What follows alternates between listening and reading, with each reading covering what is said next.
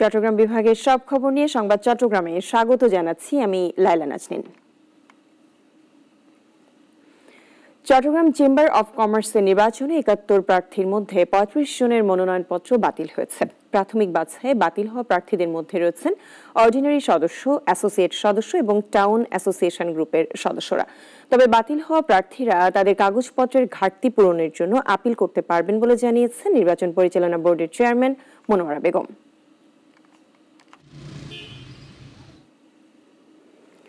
Chittagong city corporation mayor doctor Shahadat হোসেনের সঙ্গে মতবিনিময় করেছেন ফার্নিচার ব্যবসায়ী সমিতি। গতকাল রাতে আয়োজিত অনুষ্ঠানে মেয়র বলেন, চট্টগ্রামের ফার্নিচার শুধু দেশে নয় বিদেশেও সমাদৃত। সিটি কর্পোরেশন সবসময় ব্যবসায়ীদের পাশে থাকবে।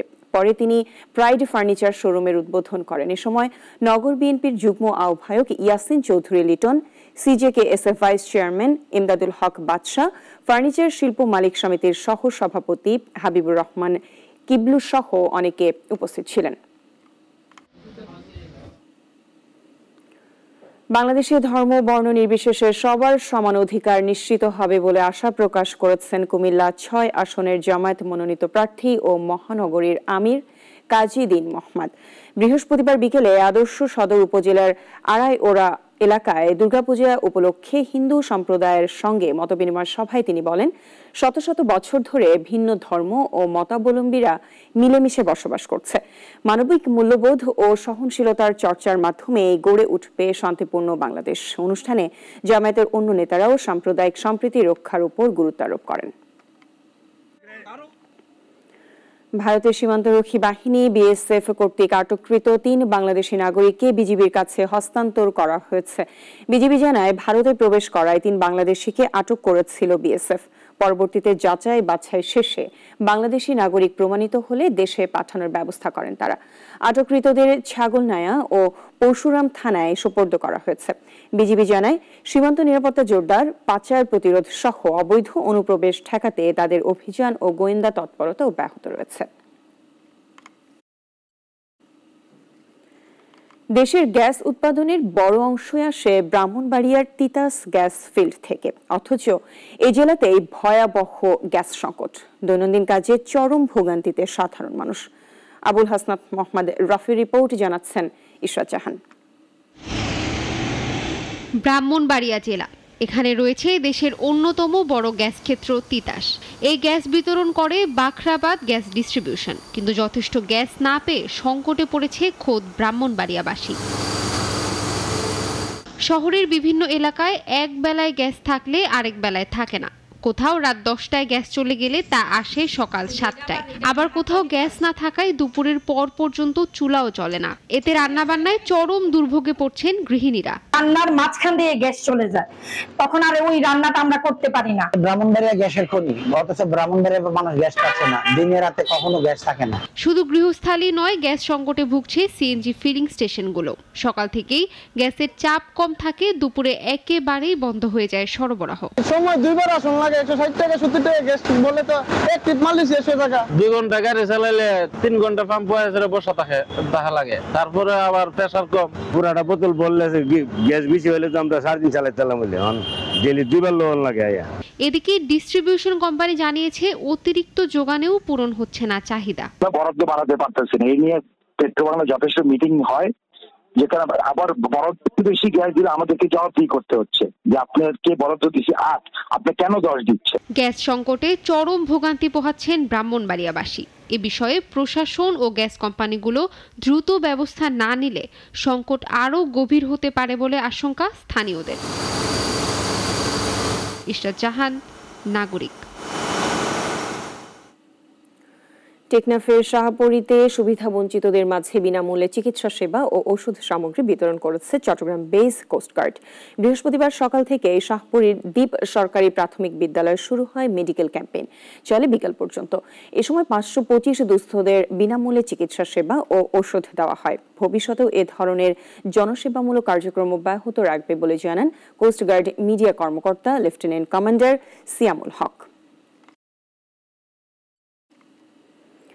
কক্সবাজারে ডাকাতি ও অন্যান্য অপরাধ দমনে পাহাড়ি এলাকায় সাঁড়াশি অভিযান চালিয়েছে পুলিশ। বৃহস্পতিবার বিকেলে ঈদগাঁও থানার ভারপ্রাপ্ত কর্মকর্তা ফরিদা ইয়াসমিনের নেতৃত্বে পরিচালিত হয় অভিযানটি।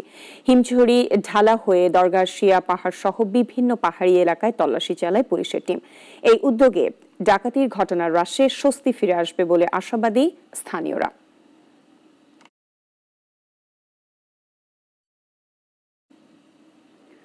চট্টগ্রামের প্রেসিডেন্সি ইন্টারন্যাশনাল স্কুলে প্রিন্সিপাল জিয়াউদ্দিন বীর উত্তম মেমোরিয়াল আন্তঃ স্কুল বাস্কেটবল টুর্নামেন্ট 2025 অনুষ্ঠিত হয়েছে। চট্টগ্রাম ক্যান্টনমেন্ট স্কুল সহ বিভিন্ন স্বনামধন্য ইংরেজি মাধ্যম স্কুল অংশ নেয় এই টুর্নামেন্টে। এতে প্রধান অতিথি হিসেবে উপস্থিত ছিলেন প্রেসিডেন্সি এডুকেশন এর রেক্টর ডক্টর ইমাম হাসান রেজা। তিনি বলেন, খেলাধুলা শুধু শারীরিক বিকাশের জন্য নয়, এটি নেতৃত্ব এবং দলগত কাজের দক্ষতাও বৃদ্ধি করে।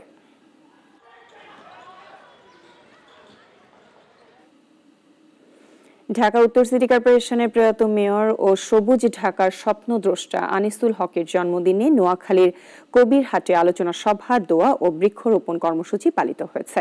বৃহস্পতিবার আনিসুল হক নবারুণ একাডেমি প্রাঙ্গণে আয়োজিত এই অনুষ্ঠানে স্থানীয় শিক্ষক, শিক্ষার্থী, জনপ্রতিনিধি ও স্বজনরা অংশ নেন। প্রধান অতিথি ছিলেন তার ছোট বোন জেসমিন ওয়াফা। বক্তারা বলেন, আনিসুল হক ছিলেন একজন স্বপ্নবাজ নেতা। কর্মসূচিতে গাছের চারা ও ডাস্টবিন বিতরণ করা হয়। আনিসুল হক 1952 সালের 27 অক্টোবর জন্মগ্রহণ করেন।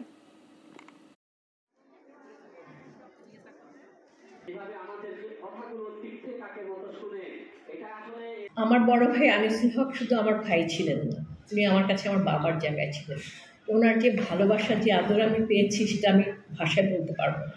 শুধু আমি না, আমাদের পরিবার, আমাদের দেশের মানুষ, সবার জন্য ওনার ভিতরে যে ভালোবাসা ছিল সেটার কোনো সীমানা নাই। উনি শুধু একটা কথা বললে, কথা বলে শেষ করতে পারবো না, কিন্তু আমি একটা কথা বলতে চাই যে আমি শেষ দিনগুলোতে উনি লন্ডন যাওয়ার আগে ওনার পাশে ছিলাম। তখন দেখেছি উনি বলতেন, আমি অনেক কিছু করতে চাই, আমি দেশের জন্য এমন কিছু করতে চাই যে মানুষ আমাকে মনে রাখবে, আমি ঢাকা শহরটাকে বদলিয়ে দিতে চাই। আমার হাতে সময় খুব কম। ঢাকাকে নিয়ে অনেক স্বপ্ন দেখেছিলেন, কিন্তু স্বল্প সময়ের জন্য উনি ওনার স্বপ্নটা বাস্তবায়িত করতে পারেনি। কিন্তু আমরা ওনাদের স্বপ্নটাকে বাস্তবায়িত করার জন্য যথেষ্ট চেষ্টা করতেছি। নোয়াখালীতে উনি একটা স্কুল প্রতিষ্ঠা করেছেন। আজকে আমরা ছোট ছোট বাচ্চাদেরকে নিয়ে ওনার স্কুলের প্রোগ্রাম করেছি। সেখান থেকে আমরা স্কুলে ওনার জন্মদিন উপলক্ষে কেক কেটেছি। ভবিষ্যতে ওনার যে কর্মতৎপরতা আছে, ওনার জীবনী আছে, সেটা আমরা আমাদের এই এলাকার স্টুডেন্টদের মাঝে ছড়িয়ে দিতে চাই এবং পাশাপাশি আমাদের ভবিষ্যৎ পরিকল্পনা আছে এইভাবে ওনার জন্মদিনটাকে আমরা আরো ব্যাপকভাবে উদযাপন করব। চট্টগ্রামে আজ থেকে শুরু হলো ব্যাংকার্স ক্লাবের family get together. King of Chittagong এ বিকাল 5টা থেকে রাত 11টা পর্যন্ত চলবে এই মিলন মেলা, যেখানে যোগ দেবেন প্রায় 1600 ব্যাংকার পরিবার। গতকাল জেলার প্রেস ক্লাবে এক সংবাদ সম্মেলনে তথ্য জানিয়েছেন ক্লাবের এক্সিকিউটিভ প্রেসিডেন্ট মোহাম্মদ রোশাঙ্গীর। এ সময় ফ্যামিলি গেট টুগেদার 2025 এর আহ্বায়ক কায়েস চৌধুরী জানান, ব্যাংকার ও তাদের পরিবারের মধ্যে সৌহার্দ্য ও সম্প্রীতি বাড়াতেই এই আয়োজন। চট্টগ্রাম জেলার রেড ক্রিসেন্ট সোসাইটির নতুন সেক্রেটারি হিসেবে দায়িত্ব নিয়েছেন অ্যাডভোকেট ইফতেখার হোসেন চৌধুরী মহসেন। তিনি 90 এর গণ অভ্যুত্থান ও 24 এর গণ আন্দোলনের অন্যতম সংগঠক এবং ছাত্রদলের প্রতিষ্ঠাকালীন নেতা হিসেবে পরিচিত। দায়িত্ব গ্রহণের পর তিনি বলেন, রেড ক্রিসেন্টের কার্যক্রম স্বচ্ছতার সঙ্গে পরিচালিত হবে, কোনো ধরনের অনিয়ম বা দুর্নীতি বরদাস্ত করা হবে না বলেও সতর্ক করেন অ্যাডভোকেট ইফতেখার মহসেন। কুমিল্লার বুড়িচং পূর্বহুড়া উচ্চ বিদ্যালয়ের জীববিজ্ঞান শিক্ষক শেখ গোলাম আহমেদকে আবেগঘন পরিবেশে রাজকীয় বিদায় জানালেন শিক্ষার্থীরা। বিদ্যালয়ের ফটক থেকে ফুলে সাজানো গাড়ি পর্যন্ত দুপাশে দাঁড়িয়ে ফুল ছিটিয়ে সম্মান জানান তারা। দীর্ঘ 28 বছর 7 মাস দায়িত্ব পালনের পর অবসরে যাচ্ছেন এই শিক্ষক। বিদায় সম্বর্ধনা অনুষ্ঠানে শিক্ষক, প্রাক্তন ও বর্তমান শিক্ষার্থী সহ এলাকাবাসী অংশ নেন। সম্মাননা স্মারক ক্রেস্ট ও উপহার তুলে দিয়ে শিক্ষককে ফুল সাজানো গাড়িতে বাড়ি পৌঁছে দেয় শিক্ষার্থীরা।